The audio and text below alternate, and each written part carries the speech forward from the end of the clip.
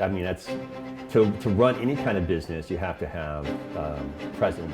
It's balancing customer service with the nuts and bolts of a bookstore. You're curating the books, you're talking to the artist, you're paying your bills, you're setting the schedule. People really do want authenticity and integrity at the end of the day, and community space, and that's what we are.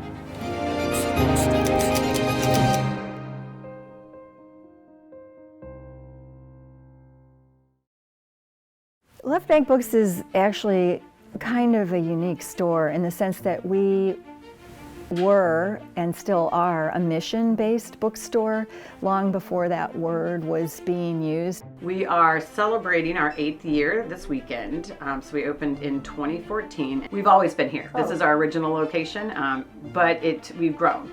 We started 22 years ago this month, so it is our birthday month. We started a couple of doors down, from which we moved about a year and a half ago. So we've been in this new, bigger space about a year and a half.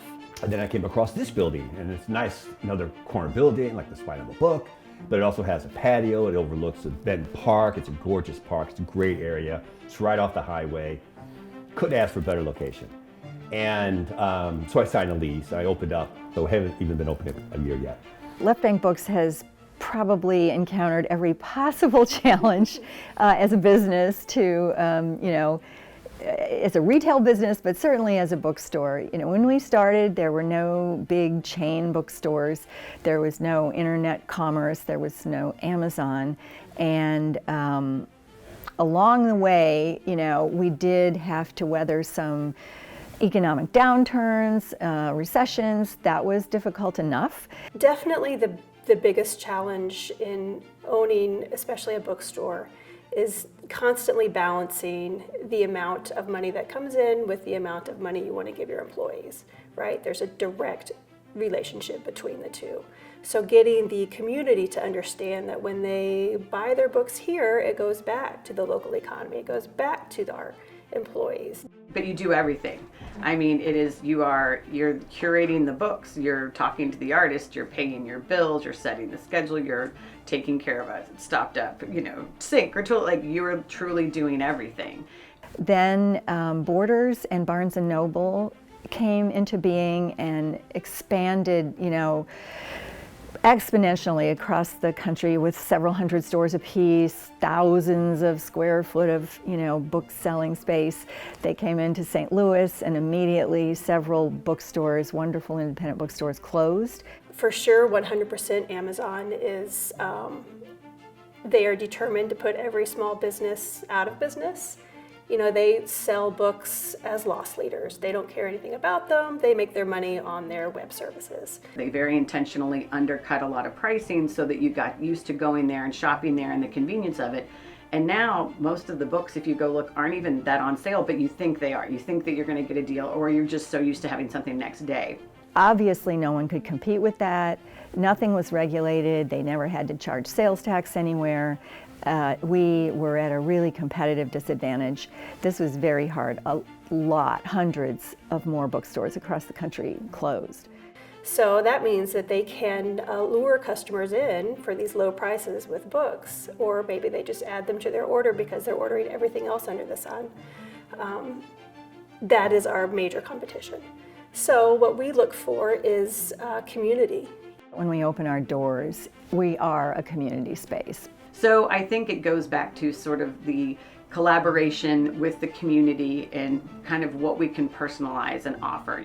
Our hashtag is more than a bookstore. It's not some algorithm that's, spitting out what we think you should have. It's kind of micro community building, and then from that it becomes macro and it goes out. So we have a community of people that met here at Spine that have developed relationships and friendships, and that kind of spreads out. People come here for comfort, they come here for support, they come here to see themselves, and some people even meet the person they wind up marrying in the stacks. Some people actually have those ceremonies in the stacks. That's not an experience that can be reproduced by large corporate entities. The banning of books has been something that's gone on as long as I've been a bookseller. In fact, right off the bat, some of the books we first carried were books that somebody out there was trying to ban. There has always been banned books, but lately there is a surge, and even here in this community and some other school districts, it's in the 20s and 30s, and so it really seems to be I want to say catastrophic. Well, Banned Books Week started many years ago. It's managed by the American Library Association, who are the folks who keep track of banned and challenged books. So the ALA puts out guidelines for librarians to follow as far as how they should handle that. And there used to be a pretty formal process where there was, the books were kept on the shelf. Of course, some variants, per library, but the books were kept on the shelf until that formal process went through, which involved filing paperwork and a review by the librarians, not by the, politically elected school board. And then they would decide whether or not it would get pulled. Most books did not get pulled, and they went through that process and they survived. It's changed now because the school boards have gotten involved, and they are not trained for collection development. They are not trained to recognize what books their communities want. So that has changed everything. And so left and right in public libraries, in school districts, books are getting pulled with people making those decisions.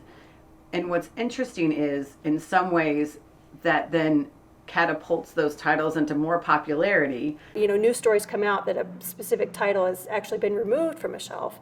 The sales of it skyrocket. It is the leading cause of putting a book on a bestseller list is if you ban it, which is, I think, wonderful.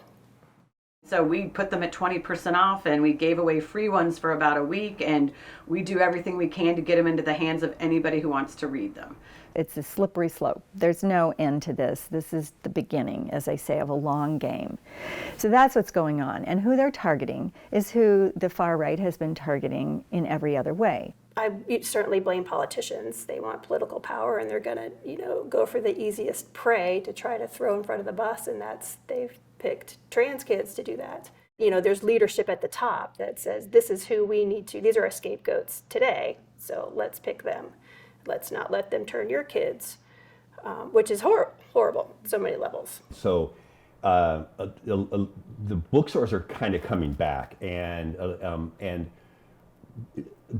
the independent bookstores really are coming back, or are filling that void. There's still a Barnes and Noble out there. You can still online order things that you want, but more and more people are going to smaller bookstores. Once they kind of got their curiosity satisfied at these mega stores, they kind of came back, to locally owned independent bookstores. I think every independent bookstore is a reflection of the people who work there. It's very much our personalities. And so we have like the indie bookstore, there's Subterranean, there's Left Bank Books, there's The Novel Neighbor. So there's a half a dozen small bookstores in St. Louis, and they all offer something different. We try not to be all things to all people, but we really try to be this space that you can have this wonderful customer service experience that you're not going to find somewhere else. So bookstores are kind of like that, where we're all finding our little niche. Jamila Rizvi says, a trip to the bookshop is the ultimate exercise in empathy. Within it, you will find endless opportunities to see and understand the world from someone else's point of view.